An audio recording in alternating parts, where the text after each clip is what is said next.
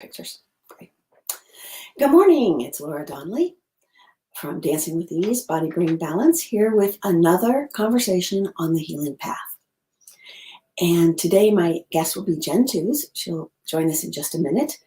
I wanted to just share a little bit that this series of conversations is with friends and colleagues that I have met in person and online and through various adventures across the whole span of my life. And this has been such a wonderful thing for me to reconnect with people and to share the joy of the work that they do with themselves and with other people. The primary thing that brings us together is this idea that no matter what healing modality you use, whether it is an alternative modality or a traditional Western medicine modality or an Eastern medicine modality, or diet and nutrition, whatever it is, the impulse for healing starts within ourselves. It starts first with us, our decision to allow our bodies to do what they do naturally, which is adapt and heal. So it all starts inside and expands outward. I'll bring Jen into the broadcast studio here, and she can tell you a little bit more about what got her started on her path. Hey, Jen. Hello, everyone. Hi, Laura. Yes, thank you for having me. Just to share a little bit more about me, I'm Jen Tews, founder of Dara Tree Yoga. And I wanted to talk about, diving into your emotions on this topic, because that's really where I got started. As a young girl, I was told, to be quiet, to behave, to be polite, what we considered this nice girl to look like. So I created a habit of really disconnecting from my emotions, right? Like being this blank slate. I might be feeling this thing on the inside, but I'd be calm and collected on the outside. And I'm sure, many people I've talked to, I'm sure, your community can relate that creates a disconnect, right? And people can actually feel that in your presence, right? You might look calm, cool, and collected, but there's this feeling of something's off, right? This person is not being authentic. There's, there's something, beneath the surface, and you may not even know what that is. But as my journey progressed, eventually, I found yoga and really learned how to reconnect with that part of myself, which honestly, can be scary, right? And the big emotions, like our guilt, our shame, our pain, all these things that we've in some shape or form tried to bottle up, started to give me permission to really go into them, get messy, have the feels. I mean, that's why I think some people, they've had an experience of either them themselves or seeing somebody like in a yoga class, start to cry. That's just the body, releasing all these things that we've pent up. And Laura, I know your work a lot is reigniting that balance and that ease in the body. And, when I first got started, that's what I want. I want more ease and I want more grace and I want to feel comfortable on my own skin. And I started to force that direction, right? Well, I'll just be that, right? I'll ignore all this other stuff that feels icky and doesn't feel any good because I don't want that, right? But it was really going into that, really getting into the wisdom that those emotions really held, getting into the muck, getting into what felt icky. That really allowed the wisdom to come through. Right. It's not reacting, right? Wallowing in it though, right? Right. It's just you, instead of ignoring it, you start to ask, what message does this have for me? Right. In really accepting. This pushing it away, I think, also makes it, for me, it feels hard, and then it feels bigger and more scary, because the the energy of ignoring it. And a lot of times people do this. I'm supposed to Mhm. be sweetness and light. I'm supposed to be kind and gentle. I'm supposed to meet all negative stuff that comes at me with positive energy. I mean, we get these ideas and then Mhm. they get stuck in our body, Yes. which is, you know, one of the things I love about how you work is this non-judgmentalness about whatever these things are. That is such an important piece. Yeah. Yeah. And it's absolutely vital. I almost refer to some of the stuff you were describing as toxic positivity, right? It's suppression, right? Like we're pretending everything is okay. I mean, I love that. and it's one of those things where, yes, everything is okay, but it's okay to feel sad. It's okay to feel afraid. It's okay, I mean, frankly, to be angry. I mean, that's kind of when you start to know the transformation process is really starting to work through you, is when you're moving from those deep, dark emotions and you start getting angry, because that's where you start to notice where your bodies are. Now, that doesn't mean you be angry, right? It doesn't mean, you let that out at other people, but it's listening to your own internal voice, your own internal guidance. And I think sometimes that's where people can get confused, right? Because we can see the destructive path that depression has. We can see the destructive path that people acting out of violence, like what that leads. And just because like you have those feelings, you have those experiences in your body, doesn't mean you're going to become that. Like you have a choice. And especially using yoga to dive into those things, it creates a space, it creates a container where you Mhm. can experience it, where you're not acting out, of that emotion. You're just experiencing what that emotion is trying to tell you. It's not like anger, you have to defend yourself. It's what are you angry about? How is this showing up? Where is it being held in your body?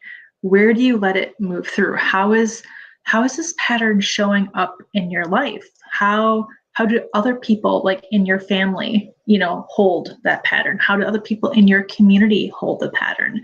How do you see that pattern, like in the world at large, playing around you? I And think really step back. these questions are so important. I didn't mean to interrupt you there, but I No, think no. that that's part of the thing, that you feel the emotion, and you said earlier, you don't be the emotion. Yes. And one of the ways to avoid, for me, to avoid being the emotion, to avoid getting confused, right? There's a confusion space between Yep. feeling something and, you know, and I am something. Like it's really say, Right. I'm angry. Am I angry or am I feeling angry? If I am feeling angry, that's a different thing. And Yes. I can make that distinction. And like you said, it doesn't mean we're acting out angry. Right. And that those questions that you just said, I'm gonna find them on the tape, and I'll put a little note, questions to ask yourself at this time marker. Right. Because that separates us from our anger or our Yes. sadness or our whatever we're feeling. And we had a couple of comments. My friend Alice is here. She's a lovely, and somebody who's named Hey, it. Alice. But it said, being afraid of emotions is often at the core of depression, and and and being afraid leads to repression, like you said. And then I Hmm. was thinking, when you were talking about that, the safe space of yoga that you mentioned, where you can start to move your body in new ways, and that's when you can uncover some place that was stuck. Maybe you just didn't move this shoulder. Maybe you didn't know you turned your whole body when you Right. wanted this arm to do something, and you're doing yoga and you're doing these postures, and you're not thinking about having stuck something in your body, and you get that to move, and then your whole body can be flooded by the feeling you stuck there. Right. how do you deal with that when that happens? Because it's like a Pandora's box suddenly, right? It can be, and there's actually two very different experiences that you can have in those moments, and I'll separate them a little bit. Um, the first one is like when you actually know what you're angry about, right? Where you actually have an event that you can identify that you're holding onto this. The first thing, I mean, and it's so vital, and it can take time, but to move into forgiveness, not only forgiveness to yourself, but to the other people in that situation. And I like to think of it like a bottle, like if you just like a beer bottle or a Coke bottle, but a glass bottle, something that can shatter, right? It's the space between, it's the container, it's the situation that people were put in, right? It's not the individual, it's the situation, it's the conditioning, it's the other things that are interacting that are creating this situation, which is why forgiveness is so vital, because what happens is it actually breaks that container open and allows things to move. And when you're not directing your anger like at either yourself, which is usually where the depression starts to come in, or the other person or people in the situation, you can actually get the energy to start moving through the situation. But it takes a lot, it takes time and it takes intention to get to that place, right? Because I know many people have some pretty intense situations that they can probably identify, and I know it can be very triggering. I myself, during the forgiveness process, had to forgive many times, especially people that are closest to us. But that's what really gives you the power to move through it and heal. And forgiveness isn't something. We have a couple more people. Stephanie is here. And then also, I think this is really important. This two things, the forgiveness, and Paige is on, and I don't know if you can see her comments or not, but she wanted to know how she could support somebody who doesn't practice yoga to help them move out their heavy emotions. And I was thinking from that thing that people have this idea that yoga is this intense pretzel thing, and that you have to go to a gym or you have to go to a yoga studio. And I'm thinking, like the very first thing is breathing. Yes. And it's in my mind that you have kind of this, well, I know that you did yoga all the while that you were pregnant, which meant you had to adjust these postures that you see in the book to accommodate where your body is now. And there is a lot of like how is the easiest way to start moving. And maybe some people even don't like the word yoga because they already feel defeated before they start. And even I have to deal with this, because I remember when I was 40 and I was still like Gumby. and I'm actually healthier now that I'm not as flexible. But before, I could just make those shapes without hardly trying. And now I have to think, what is the essence of this shape? What is the purpose of, say, a sidewards bend and lengthening one side and compressing another side? Why am I doing this? And if I just do a little bit, didn't I just do it? Do I have to go to the complete extreme range of my movement potential or not? Right. Yeah. And I mean, there's a lot of baggage, honestly, around the word yoga itself, just for how, it's been not only portrayed, but also how it's been used as a process. So there's a lot I can actually unpack here. Even with my pregnancy, and modifying it, I got to watch myself, slowly not be able to get into like certain poses that I had been able to before, and the ability to surrender that, the ability to like actually like rethink what yoga actually should look like, not only in my life, but like how we should really actually teach it overall. Because honestly, like I could be doing yoga right now, just again, focusing on my breath, being present with the people around me, and opening my body. I'm not pretzeling, myself into any shape, but I'm making sure my body is open, my chakras are open, and I'm saying what I mean what I think, and I'm feeling authentic in what I'm expressing, and it can be as simple as going outside, taking a walk. It could be as simple as stopping and like breathing in your chair. I know I even say like journaling can be extremely helpful, especially if you're very used to having like a lot of thoughts, and you feel like there's a lot of stuff, like especially if you're feeling overwhelmed or anxious or fearful of anything, just journaling all the stuff out, helps give so much clarity. I mean, writing itself, is movement, you know, that's yoga. All yoga really is connecting with your soul, connecting with your essence, connecting with how you're truly supposed to live and lead your life. And it's one of those things that sounds so easy, right? But it takes a lifetime to learn. Well, what I think about is that we are this, and you just have this beautiful little new baby, and Yep. and you can see that they are just connected to this energy and this alignment. And then, okay, so then they're trying to walk and they fall down a million times. And do they continue to have that openness and exploration, or do they get embarrassed?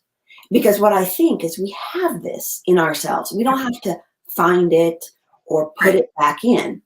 But like you said, we have to take off the things that we packed on to prevent this authenticity and Yes. this alignment too. It's an alignment of inside and outside. And Right. you started right there, with that when we compress all this crap inside, our outer being and doing is in conflict with our inner being and doing. And so in a way, this what you just said is being present, being open, feeling, like for you, you've been doing this a long time, so I'm sure you can kind of just scan through your chakras and say, Yep. oh, this one's a little tight. Do I need to do anything? And sometimes just noticing is Right. enough for it to say, oh, you paid attention to me, thank you. And then it slips back into place. And then when that alignment is there, what I found over time is it's so much easier to be my authentic self. Yes. Yes. And it's less effort than that effort of keeping the inside hidden or shut in the closet, depending on what was in there.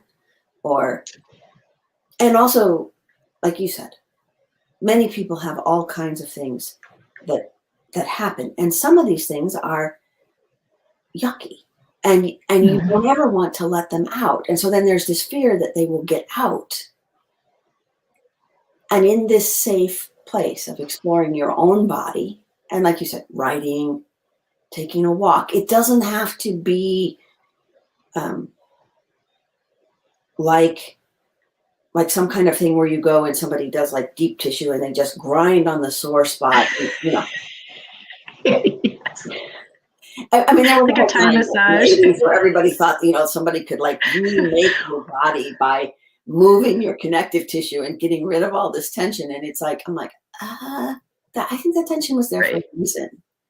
And forgiveness, for myself, the piece of forgiveness was whatever I did from a good intention. My impulse might have been mistaken. I might have carried it too far. Right. I might not need this anymore. This might have been really helpful at one point, and now it's really constricting. And if I say, well, or that's just stupid, well, what, well, Right. that's not, Well, and I'll even challenge you there for a minute, even thinking about it as, when you made that comment about like, I took it too far, like, honestly, I don't think there's any such place, because when you really start diving into things, like what is wrong, what is needed, I'm sure many people can find examples of, something that they would not wish for in their life, but actually gave them a huge blessing. Right. Or somebody that took something too far and they gleaned something from it. So I think we really get to absolve ourselves of all this, like any wave of we've done something wrong, we've done too much, took it too far, acted inappropriately. Just the ability to trust, like, whatever happened the way it exactly should, because all it is an experience, and it really shows you something about yourself, and I get stuck there too, right? Like we've been living in a world where we think we can control what goes on around us, right? If we act accordingly, if we do the right things, we even bring that into like our spiritual practices, into our physical practices. If I do this pose correctly, then I'll get all this stuff to like flush out of my body. And honestly, it's when you start to actually allow yourself just to like do the poses imperfectly, almost spontaneously, is really when that transition starts to happen. It's like talking about, like, are you molding yourself into the pose, or are you allowing yourself to move through the pose? And we've been so conditioned to mold ourselves, mold how we think, mold how we look, mold how we move, mold what we do, that it becomes very habitual. We've really lost touch with all of the options and all of like the different colors of the rainbow, that we truly have options to explore. And like the more I dove into the yoga practice, the more like my black and white, like right or wrong, good or bad, opinions of like what's going on really started to erode. Because it's like, I mean, if you look at a snapshot, right, one little scene, one little snapshot, you might have an opinion, oh, this should have been done, or this shouldn't have been done, or this person did something bad and this person was doing something good. But you keep expanding that bubble out, and pretty soon it's like, well, if that didn't happen, then this wouldn't have resulted. And like, this is pretty awesome. Right. I mean, if all the things that happened to me didn't happen to me, I wouldn't be right here. I might be close, I might be beside here, but I wouldn't be here. Right. And there is something so freeing to suddenly say, oh, I can let go of all that responsibility. I did the best I could with the tools I had. Right. And that, I mean, and to just say, well, for me, it was like the perfection thing too. That bargaining thing was really big for me on, well, if I just do this right, then this will happen. And, and I can, oh, no, God, I can remember how nasty that was. It even comes right back in my throat. It was, but it's an echo, right? It lives in me. It's okay that it lives in me. Mm-hmm. And when it jumps up, it's reminding me, oh, you did this. If you need this skill, it's here. Because sometimes we need powerful blasting anger to save ourselves or to save somebody we love. Anger is, I tell people all the time, these emotions are not bad. Emotions are just, they're like a pair of scissors, Right. Yeah. And sometimes we move through them skillfully. Sometimes we goof up, running the scissors. I drop the scissors. And or cutting when you're not so skillful. And I think that what you're talking about too is learning to deal with the emotions skillfully, with gentleness, not rejecting some and wanting others more, not smashing into them. I remember, like you said, what do you call that? Toxic. Oh, toxic positivity. Yes. Oh my Lord, that is such a brilliant like term, toxic positivity. Yeah, yeah. And at the same Yeah. time, this not wallowing. That's the other thing about yoga that is so beautiful is even it. I think it teaches your body that even in a difficult or slightly or really uncomfortable pose, you can breathe through that, and you're going to move out of it. Right. And I think sometimes people, especially those emotions that we pack away, we're afraid that if they come out, that's all there will be. Because it's that black and white thinking again. Yep. It's either none Yep. of this or only this. Right. And like I like to think of it too as like, could I have like a little release valve? Can I just let it out slowly? Well, yeah, like you don't have to smash that bottle that you talked about, that vessel that's holding it. But and sometimes you didn't even know you had that bottle storing Right. something, right? So then I found the bottle, and then I'm like, okay, well, okay, you found it. You don't have to do anything. You don't have to do anything for a week, 10 days. You found it. It's there. When you're ready, Right. you know. Right. Yeah. I mean, and that's the loving approach, right? And if you don't want to crank the volume all the way up, I mean, you don't have to crank the volume all the way up. I mean, that's the beauty of self-exploration. But it's important to know, one, especially these tough emotions, like you don't have to go through it yourself. There are people, have a community. Laura has a beautiful community here that is really able to like hold that container and giving yourself that permission and that space to dive in. And I know like the number one fear is you're going to be overcome with this emotion, right? That you're not going to be able to find your way out. I don't want to wallow, right? Because like I don't want to, I don't want to have like a pity party, or I don't want to be seen as, incapable or stuck or whatever story you're telling yourself. But the beautiful thing about going in and like seeing like where that is in your body, if you think of your body almost like a musical instrument, and like in your chakras, if you go in, you can start to see the parts of your body that start to light up or start to contract. So it's like you can really start to feel like how that is in your body.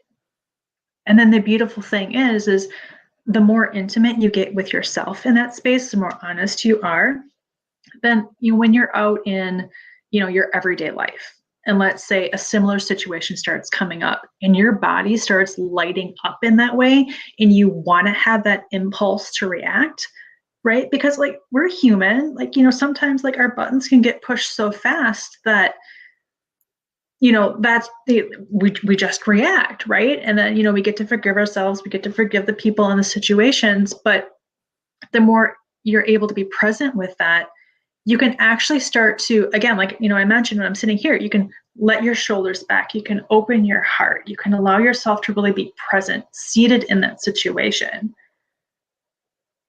and actually move in that situation versus like having that condensed reaction that you've had in the past.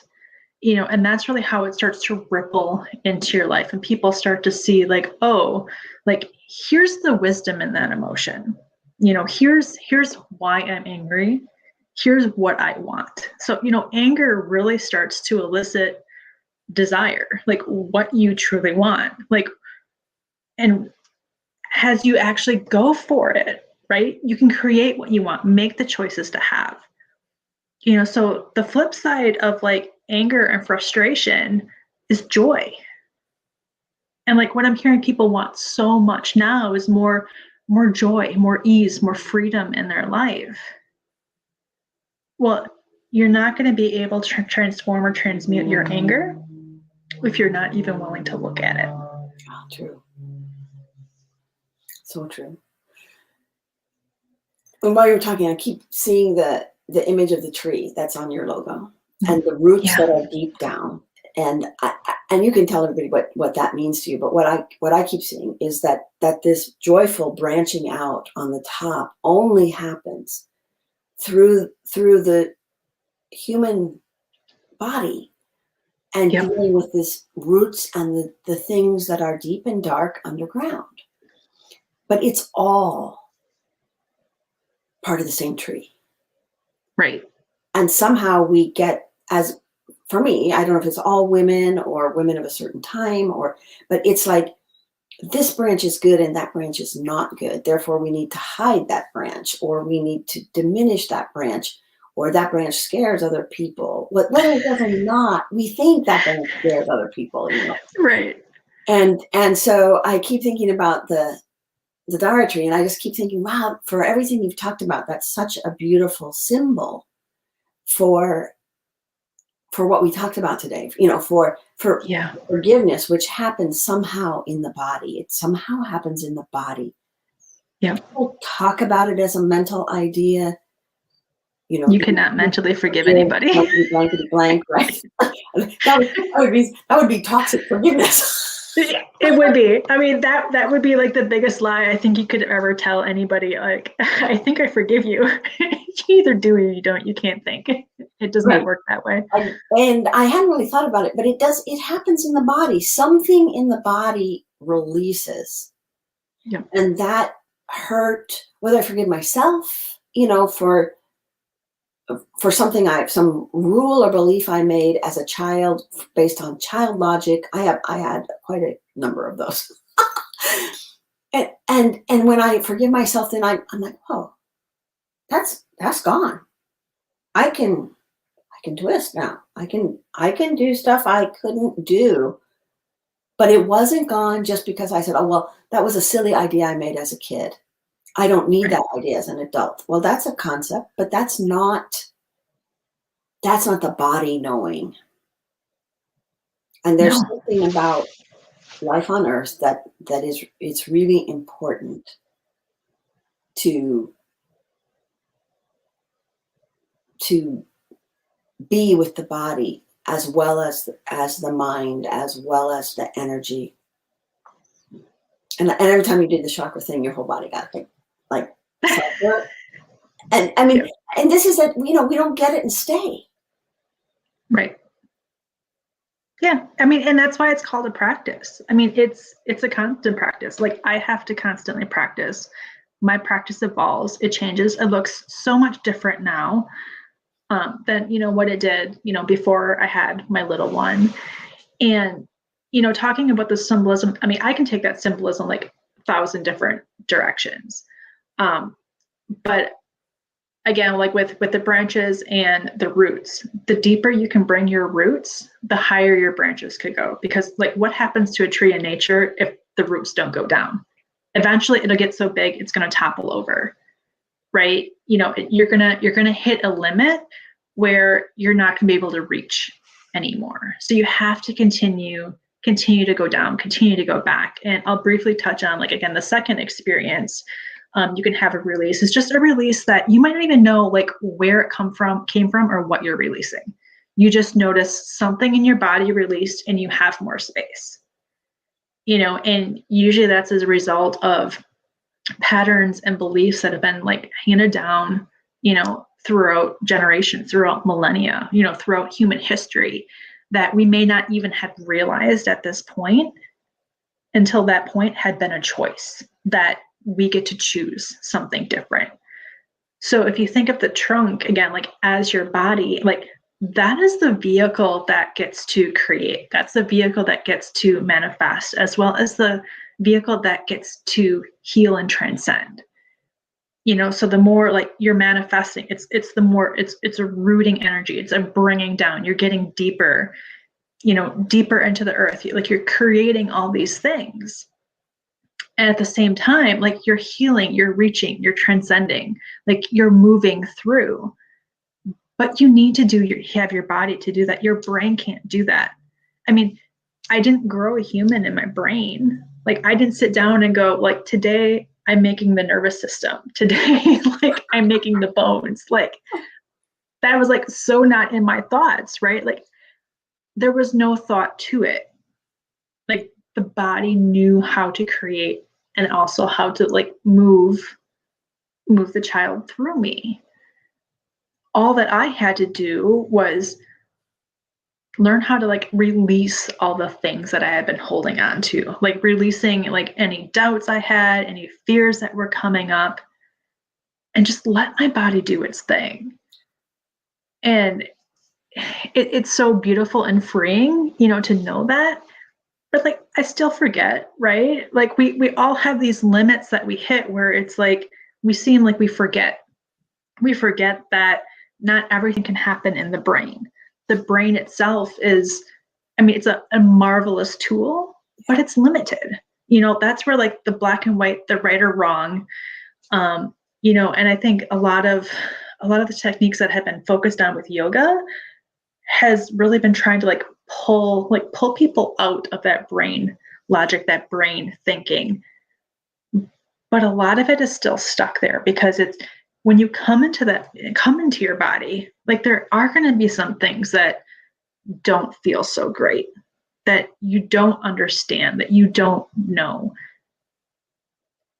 But just allowing it to be there, bearing witness to what's going on, you know, having compassion for yourself and compassion for others, and seeing how like we're all interconnected. You know, what affects one can ripple through the whole community. Even though it seems like you may not have ever like met this person, like these ideas, these thoughts, these behaviors give life. You know, and you were talking about earlier about, you know, molding and like how kids, like how we've formed these filters. And you know, watching my little one, you know, start to move and crawl around and grow up. And it was so interesting. There was a moment where like my take on it is he's gonna crawl. I want him to figure it out. You know, give him like all these things that he can chase after, but let him come to his movement in his own way. And it was interesting because when my mother-in-law came over, like she's like literally like moving his limbs, like this is how you crawl, right? Like this is how it's done, right?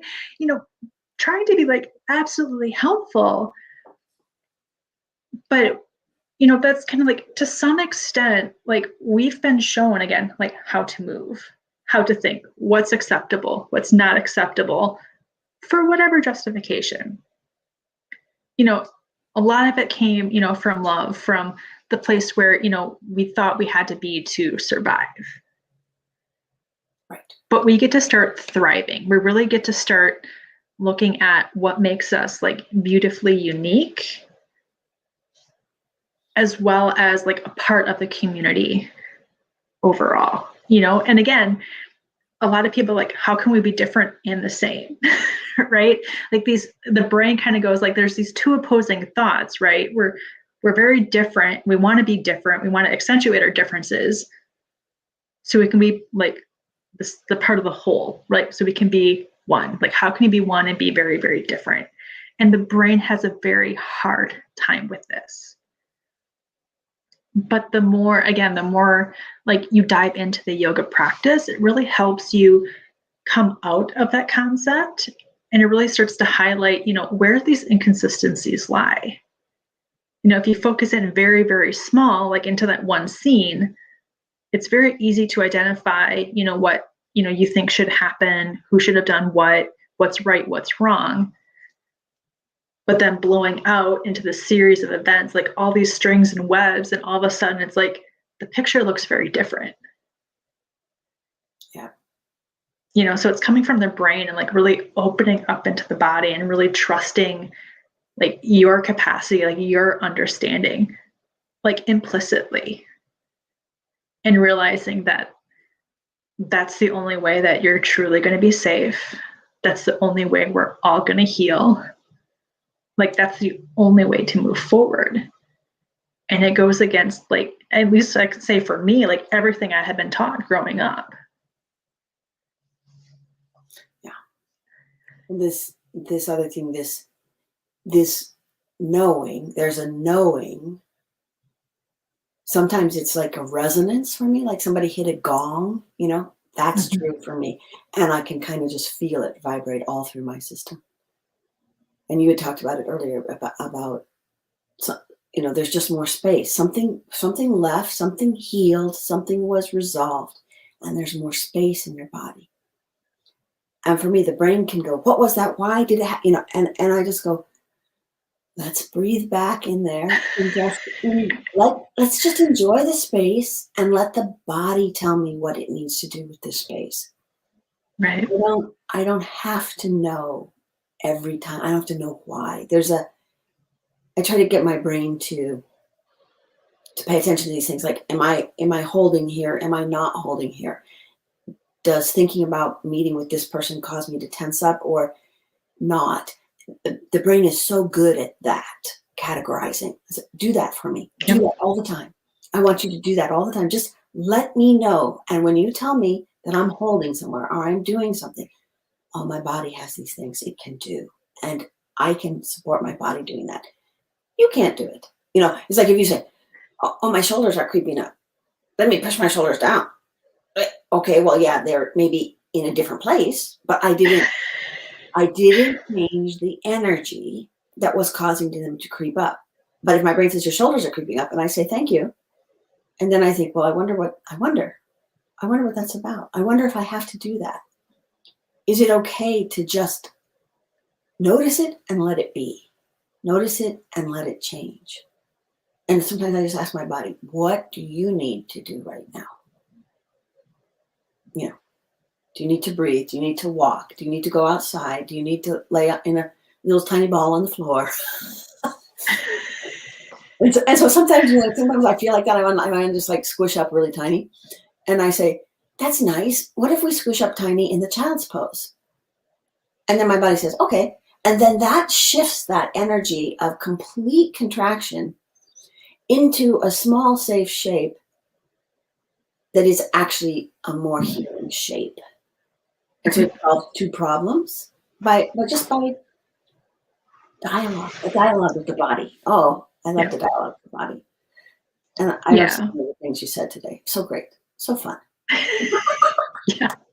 Just want to share one last thing because like as you were mentioning, so like your brain, like it witnesses what goes on outside of you, right? And I think we're in a space where we're confusing as what goes on outside of us is more real than what goes on inside of us.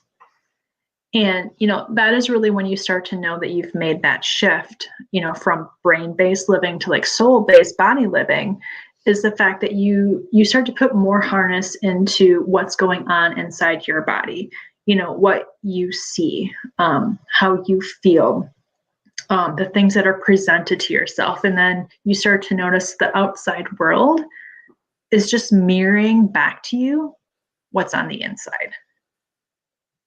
So there's nothing you really need to address like out here. Everything needs to be addressed in here. And that's where like I find like the yoga mat can be such a sacred space because it's this one place you can go to. It's very portable, doesn't take up a whole lot of room, but it's this one space you can go where you can constantly tap in. And you can constantly come back to that connection. Because if you don't give yourself that space, it's so easy to forget to do it. To be distracted by everything you see outside. And it is Right. distracting. And sometimes beautiful. Yeah. I mean, and it can be both. Sometimes the distractions, can be beautiful. I mean, the world itself is to be beautiful, but realizing that it's just a reflection of what you already are. Like, that is it. Like, you're not going to experience any more. You're not going to experience any less. So if there's something that you're feeling that you want to see in your life that you're not actually physically seeing right now on the outside, that's just a call for you to go back inward, to get, back in touch with your intuition, back in touch with your body, back in touch with what it is that you truly desire, because you get to create it. Like, you are the creator. And I don't know about you, Laura, but like I grew up in a home where like that wasn't celebrated. I was told by no means was was I to create what I wanted. I was to create what everybody else wanted. Yeah. And all like the chaos that that actually created, not only in my life, but other people's lives. They may not necessarily have realized it, but it's like you are in charge of the creations. Like you get to decide what to create and you get to create it. Yeah. And for me, part of this was realizing that the limits and focus that was put on me to protect me based on fears other people had, other experiences people who cared about me had. And even your example with your baby crawling, the courage it takes to say, well, maybe it will take him 3 months to figure this out. And it We'll figure it out.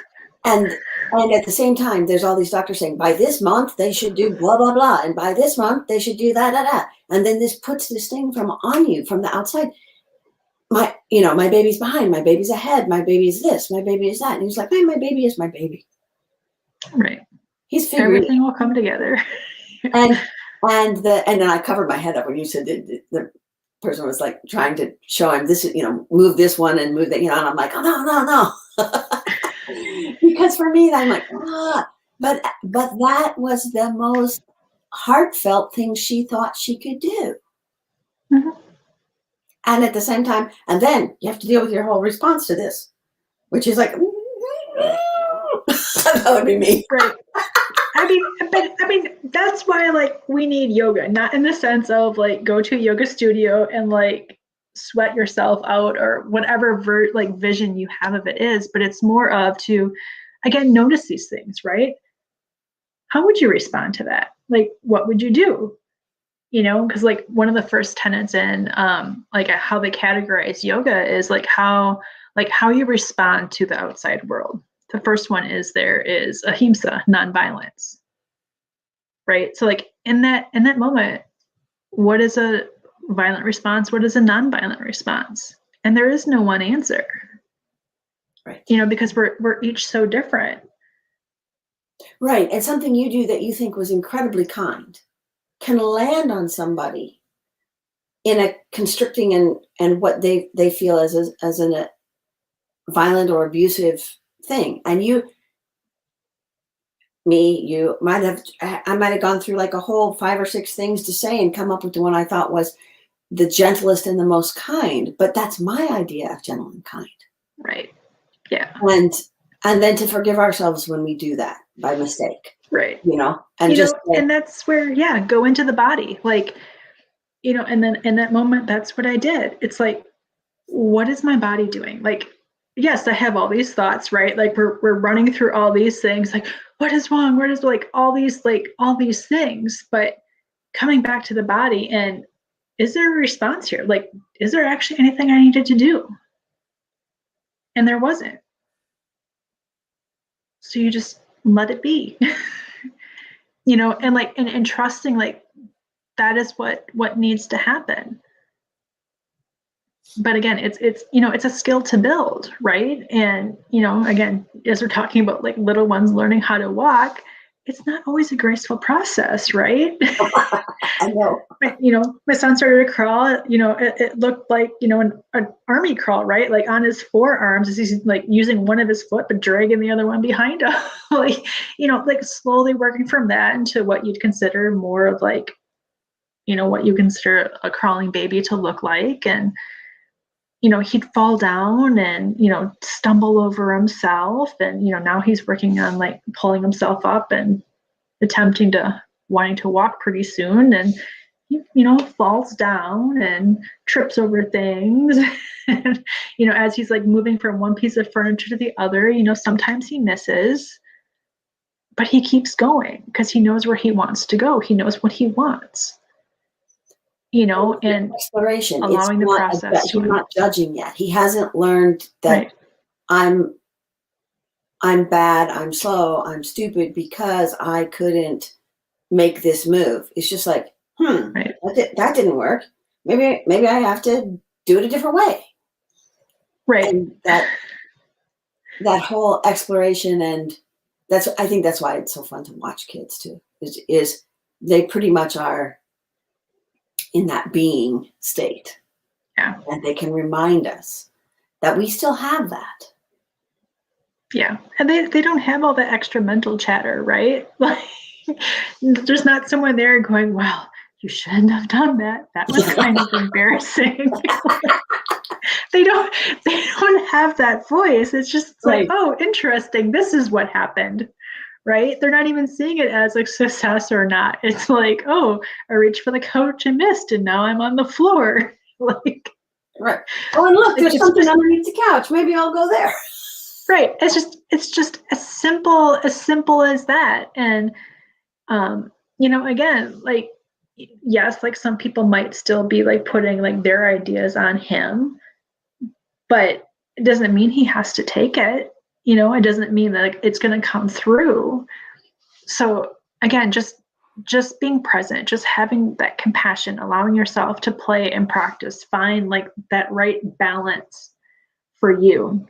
Because yeah, there's still things where it's like, especially when I get overwhelmed, it's like, okay, I need to find some space and like move it out, because and for me, it's like, I know I get overwhelmed and anxious just when I get a lot of feedback coming back and I'm not able to process it in my body. And honestly, I think that's where a lot of like overwhelm and anxiety comes from, because we're so stuck up here. Like our brain can't process some of this stuff. So what do you do when you feel that anxious and overwhelmed? So when it's really intense, what I do is, I would start to journal. Right now, it's like it's not easy for me, so I'll start like actually like letting like the thoughts run in my head, like all these things, the things that I'm worried about, the things that I'm afraid of, all the things that I feel like I have to do. That at that point in time, I feel like I have no time for. I just let it go. And especially if I'm journaling, bring it to the point where it's more of like a free write. Like you're not making it look pretty. You're not trying to, it's not like you're writing a letter to somebody. It's just whatever is on your mind just starts coming out. The good, the bad, like the obscure, like the random thing that pops in, like whatever it is, just to start writing. It doesn't matter if you can write fast enough. It doesn't even matter if you can go back and reread what you wrote. But at some point, there's going to be another voice that you start hearing that's going to start giving you encouragement. That's going to start like shifting what's actually present. And it's from that space where you're going to start to notice like some of the weight actually starts to lift. So when like I'm deep down in it, for me, that's usually where I have to start, because I'm so entrenched in the brain. There's so much going on in here. I can't find a path out.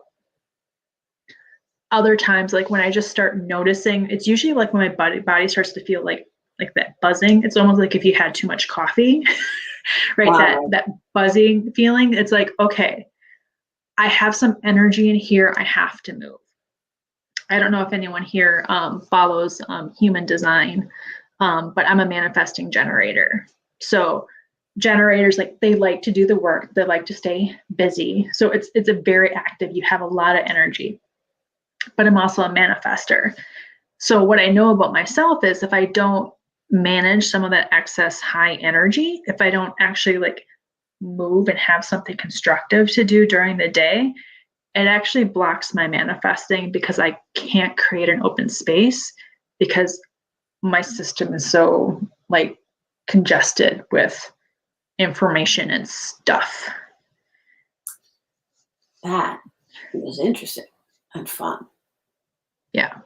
And about 80% of the people like on the planet are generators. Yeah, Paige just wrote that she's a generator, and she Yeah. we might come back on another day and talk about some more stuff. She was talking about Well, no, I mean, as we know, you and I could just talk all day. Yeah, we kind of warned each other about this before we got on. And healing and energy and shifting and just the whole thing is just so, it's so fascinating and so unique. There are signposts, and like you said, journaling works for you. Other people they might have to record, right? They might just have to start talking and talking and talking and record those thoughts so that they don't loop.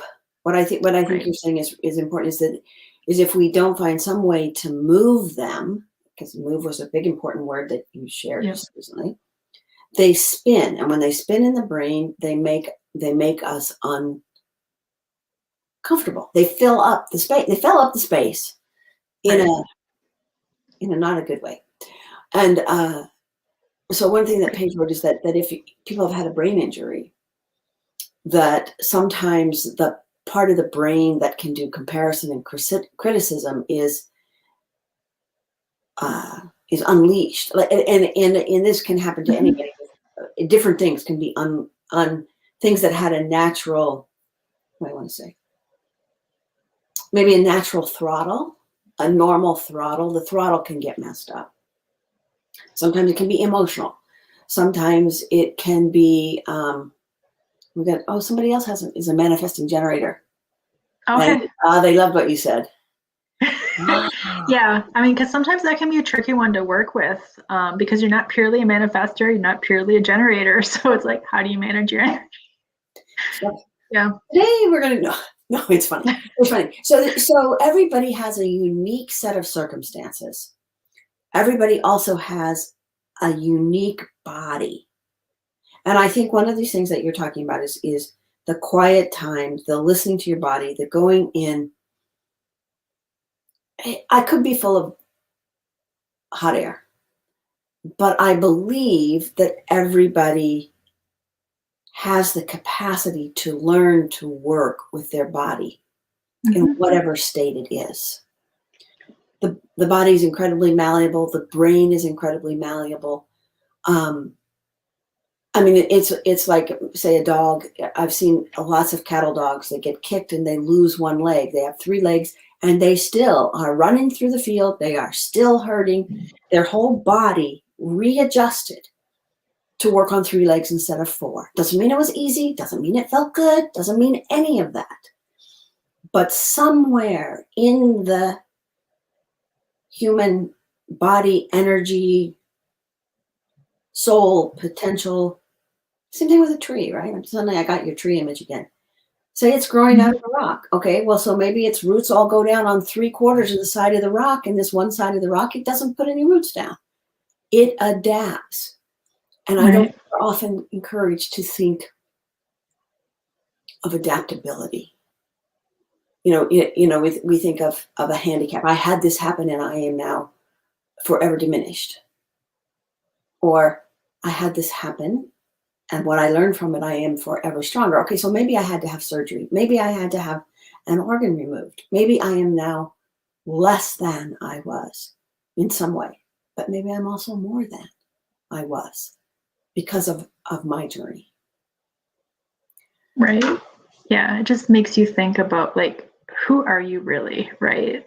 Like,